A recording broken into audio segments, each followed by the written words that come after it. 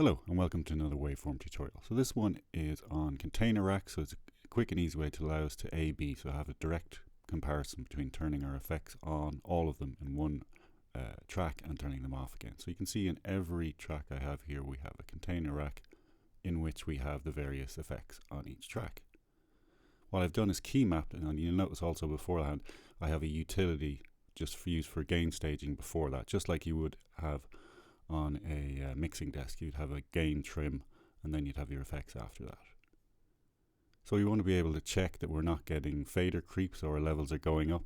Again, we can't make an objective decision on something if our levels are going up, because things sound better when they're louder generally. So let's have a look at this in action.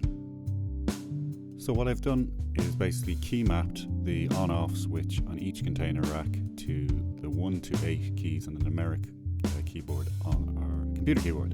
So you can see each one of those will turn off, and each effect within those will automatically turn off as well when we turn them on and off.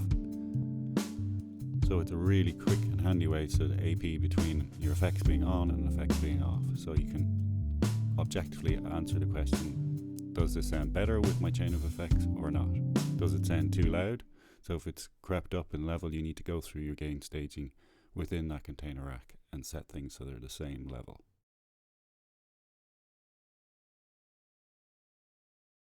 So let's look at this in a bit more detail with our baseline.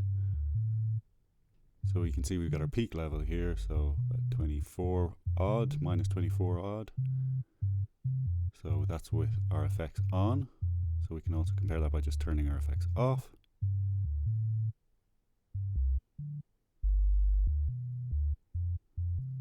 So you can see our peak level is roughly the same, but if you listen subjectively, you could say that our volume has dropped a bit. So that's to do with average level. So our peak levels might be the same, but after using compression, etc., our average level is going to be slightly higher. So we can look at this in more detail with this really handy plugin. It's free, DT Dynamic Range Meter. I strongly recommend you get it. So it offers you peak readouts, it offers you RMS readout and dynamic range readout. So you can really get a better comparison for what's going on in each track. So now that we've got this A/B system set up for our individual tracks, it would be nice to have something similar for our send effects. So if I just close down our TT Dynamic Range Meter and open up our send and return effects. So that's the S and R to right over here. So you can see we have 3 send effects, and if I bring up our I/O input-output routing, you can see the audio goes to sends only, and I brought up the send going to D, our master send. So we've got one switch where we can turn off all our send levels. So if we note the actual level here, so we're peaking at about minus 14, minus 13 and change. Now if I turn off our sends and reset that, you can see we're minus 15 and a half.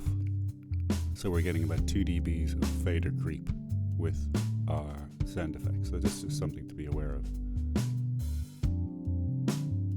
So another handy way to A/B, you can also, if you've got lots of reverbs and delay and stuff, you can muddy things up. So you can make, again, a quick A/B decision between, is this improving my mix or not?